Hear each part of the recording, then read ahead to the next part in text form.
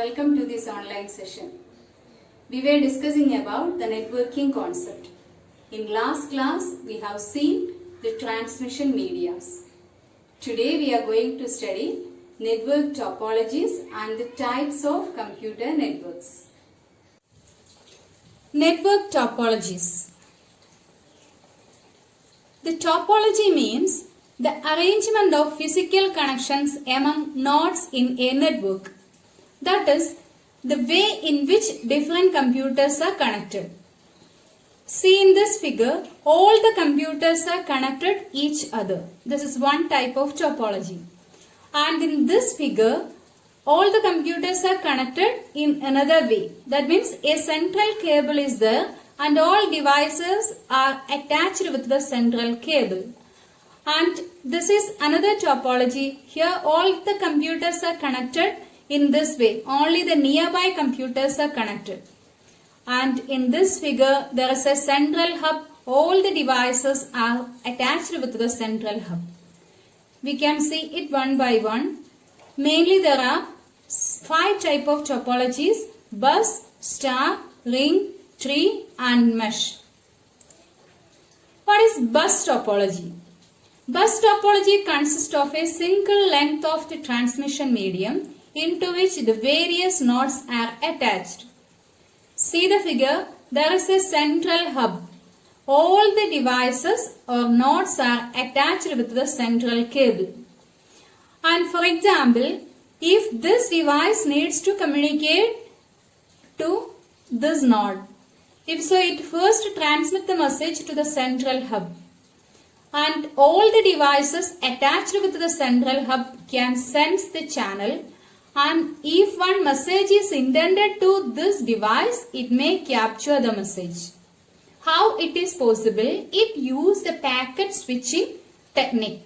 That means the message is transmitted to the central hub with a header in it that we have already seen. Header consists of the source computer address and the destination computer address. So by sensing the channel, the nodes can easily recognize the message is intended to that device or not.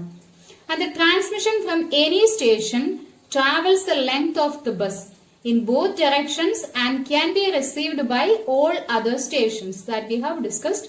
Then the bus has terminators in either end which absorb the signal, removing it from the bus. So at both the end there are terminators, and the main purpose of this terminator is to remove the message when that particular device capture the message. So otherwise, if you are not removing the messages, once it is reached in the destination, then there is a network hang. So to avoid the same, there are terminators in either side. Now we can see the advantages and disadvantages of bus topology. As it is seen, the bus topology, it is easy to connect a particular node to the existing bus topology. Because you need not configure with any other device, we can directly connect the same to the central hub. So that it is inexpensive and it can be easily extended. So any device can be connected easily. And the disadvantage is the entire network shuts down if there is a failure in the central cable. If any problem happens in central cable, that affects the entire network because all the nodes are depending on the central cable. And it is difficult to troubleshoot an error. If there is any error that is happening in network, it is little difficult to find out from which node the error had happened, because all these devices are directly attached with the central cable. Once again, the advantage, easy to connect, inexpensive, and we can easily extend. And the disadvantage, everything is dependent upon the central hub and it is difficult to troubleshoot the error too. Next is star topology. So as the figure shows, star topology case, all the nodes, node means what? Workstation, all the devices attached with the network are called nodes. Okay. So here there are 5 nodes and a central hub. Hub means that is a special device attached with a network. For the time being, you try to understand that is a central computer. Okay. Then in star topology, all the nodes are connected with the central computer. And it is based on a central node which acts as a hub. Hub is a device which is used to connect more than 2 computers. Then star topology is common in home networks where all the computers are connected to a single central computer using it as a hub. That is very simple. One central computer or a device and all other devices attached to the same. And if this node want to transmit a message to any other node, suppose to this node. If so, it may transmit the message directly to the hub. Hub may redirect the message to the next computer. So as with any other computer too. So the advantages of star topology. First one, fault detection and removal is easier because a one-to-one connection is always happening and this network will be more fast too. Because if this computer want to transmit a message to this computer, it can transmit directly to the hub, hub may redirect. Always two-way communication. Okay. Then in case of workstation fails, the network is not affected. Suppose this node fails, then it never affects the rest of the network. It will be functioning in proper way. Then the disadvantages, it is little difficult to expand. That depends upon the new location. So, if the location is far away from the central hub, we need longer cable. Okay. Then the cost of the hub and the longer cables make it expensive over others. So, in case of bus topology, a central cable is there, then it is easy to attach a new device with the central cable. But in this case, this is a central device only. So, we have to extend the connection up to the central device. Then the most important disadvantage is in case of hub fails, the entire network fails. If something happened to the central cable, the entire network may fail. So the advantage, fault detection is easier. Then if a workstation fails, it never affects the entire network. But the disadvantage, it is little difficult to expand. And if you extending the long cable length is required and it is rather expensive, then if hub fails, the entire network may fail. Next is ring topology. So as the layout given here, the ring topology case, all the computers are connected in one or other way and only the adjacent computers are linked. Okay. For example, if this node want to transmit a message to this node, this can transmit the message to this node followed by this, then only it may reach to here. So in very big network case, it is time consuming in case of ring topology. Suppose a network with 500 computers. So if we start to transmit one message to the first computer to the 400 computer, it may travel long distance. Okay. So in ring topology, every computer is connected to the next computer in the ring and each transmit the signal what it received from the previous computer. So the message flow around the ring in one direction. That is very important. Ring topology, it is not a two-way communication. Only one direction the data transmit, either this way or this way. Unidirection transmit. Then advantages, easy to install. So if you want to attach a new device to anywhere near to the one of the nodes, then it is easy. So suppose if you want to connect a device here in this position, then we can connect with this computer and this computer. Attach the newly connected device with the next computer too. So it is easy to install and easy to reconfigure. Then easy to detect a problem too.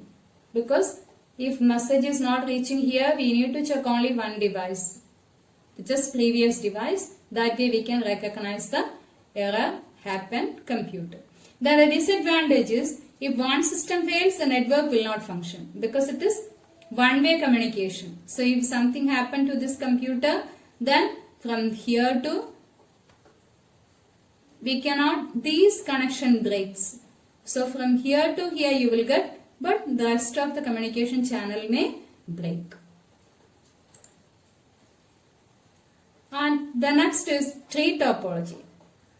As the figure specifies, it combines the linear bus topology and star topology. What is star topology? A central cable and devices are attached with the a central device and other nodes are attached with the central hub. And here there are 1, 2, 3 and 4 star topology, and all these main hubs are connected in a linear way too. So this is the combination of bus topology and star topology. And advantage is the network can be easily extended and faulty nodes can easily be isolated from the rest of the network. And disadvantages, uses large cable length to connect in that way. It requires large amount of hardware components and hence is expensive. More hubs are needed in case of tree topology. And the last one is mesh topology. In mesh topology, separate cable is used to connect each device to every other device on the network, providing a straight communication path. That means all these computers are connected each other. That is expensive actually because all these computers, see, this node is connected with all other nodes such as every nodes, and long cable is required, but it is secure because if anything happened to any device, it never affect the entire network. That is the case of the star topology too, but in star topology there is a problem, that is if anything happened to the central hub, it may affect the entire network. But in case of mesh topology, if anything happened to any device, it never affect any other device in the network. But normally we are not using this mesh topology unless it is a very important case because the cable length is more and that is expensive too. We can see the advantage. Avoid traffic since each link can carry its own data and none are being shared. If one link breaks, the rest of the network is still functional. And the disadvantage, lengthy cable is required and expensive. We were discussing about the network topologies. Bus topology or linear topology means a central cable with various nodes. All the nodes are attached with the central cable. If any node want to communicate, they can transmit the message to the central cable. And next, star topology. A central hub is placed, then all other nodes are attached with the central hub. And ring topology, the adjacent computers are connected each other and there is one-way transmission in ring topology. Tree topology is the combination of bus topology and star topology. Mesh topology means all the computers are connected each other. Then we can transmit the message easily in case of mesh topology. Next we will discuss types of networks. Dear students, you might have learned these types of networks in lower classes. Now we can just recollect it. A computer network may span any amount of geographical area. Based on the coverage area, the computer network can be classified as wide area network, metropolitan area network or local area network. So a network can be formed on a table or in a room or a building, in a city or a country or across the continents. So if it is across the continents or within a country, we can call it as an internet. If it is in an office only, we can call that network as a LAN or local area network. If it is in a city, we can call it as metropolitan area network. If it is a person's adjacent area, we can call it as PAN, Personal Area Network. We will see it one by one. WAN, Wide Area Network, Metropolitan Area Network, Local Area Network and Personal Area Network. First, Personal Area Network. What is Personal Area Network? So while hearing Personal Area Network, what is coming to your mind? Yes, it's Bluetooth. Okay, that is an unguided media network formed in a personal area. So there are many other examples for personal area network. So if you are trying to connect your computer with an MP3 player, or if you are trying to connect your computer with a camera or with a mobile phone, we can call it as a personal area network that can be using wire or wireless method. So anyway, personal area network cover an area of a few meters. So the distance is very less in case of personal area network. Some examples are given there just to see. When you have to transfer a song from one cell phone to another, you set up a PAN of 2 phones. Then the PAN can be set up using guided media, using a USB cable, or unguided media, using Bluetooth or infrared technology. Next is local area network. So the local area networks is formed within a few kilometers. So the area is less. Different computers are connected. The best example is the computers which are connected in an office, or it can be in a single building or more than one building. So the geographical area is less in case of local area networks too, but it cover more area than PAN, personal area network. So a network office building, school or home usually contains a single LAN, though sometimes one building can contain few small LANs. More than one LAN also can be part of one building. And the most important thing is a LAN is owned or controlled and managed by a single person or organization. Okay, the owner of a LAN mostly a single person or organization. Next is metropolitan area network. So if the computers or the computing devices within a city are connected together, we can call it as MAN, Metropolitan Area Network. So it can cover the area of few kilometers to few hundred kilometers radius. It must be within a city. Okay. So a network, the school or bank or government office, etc. within a city are examples of MAN. Suppose the same bank with different regional offices in single city. So then we can call that bank's network as metropolitan area network. Normally this MAN is formed by interconnecting different LANs or individual computers. As part of a MAN, there can be several LANs. I hope it is clear. Then MAN is also owned and operated by a single entity normally, just like LAN. But the coverage area is more in case of MAN compared to LAN. Next one is wide area network. So while hearing wide area network, what comes to your mind? It is internet. So if it is the communicating device covering a city or a country or a continent, we can call it as wide area network. So they may not be in a single geographical area. They may cross the country or cross the continent too.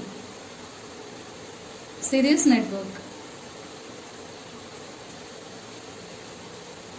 It can cover the area of over hundreds of kilometers, and the best example is network of ATM, bank, national government office, international organizations office.